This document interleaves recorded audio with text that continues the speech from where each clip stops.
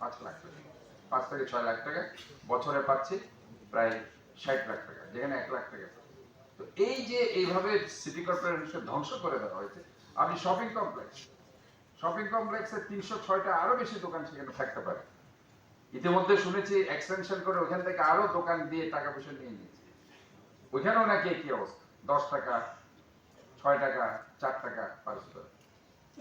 তাহলে এই জিনিসগুলো মানে আমি নিজকে ভালোবাসলাম।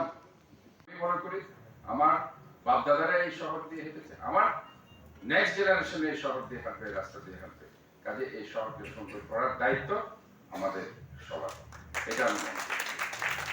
উত্তরে আরো কিছু জায়গা আছে আমি সিটি কর্পোরেশনে নিতে পারি। আপনি বিশ্ববিদ্যালয়ের কথা বলেছেন, এটা কোনো ফ্যাক্টরি না, অনেক জায়গা আছে দক্ষিণে বিশ্ববিদ্যালয় করার মতো। আপনার আনোয়ারাতে অনেক জায়গা আছে, আরো ওই যে টানেলের কথা বলেছেন চাচা, 35,000 কোটি টাকা, ওইখানে যদি আমরা প্রচুর পরিমাণে অনেক কিছু করা যায়, অনেক বিজনেস প্রকল্প সেখানে করা যায় যদি আমরা সিটি কর্পোরেশনকে এক্সপান্ড করি। ওই টানেলের যেটা এখন আমাদের জন্য গলার কাটা হচ্ছে, সেটা একদিন আমাদের জন্য সম্পদ হবে যদি সেটাকে আমরা এক্সপান্ড করতে পারি। ইনশাআল্লাহ গ্যাস লাইন ওটাও ধরেন ইনশাআল্লাহ একটা সময় আসবে, হয়ে যাবে।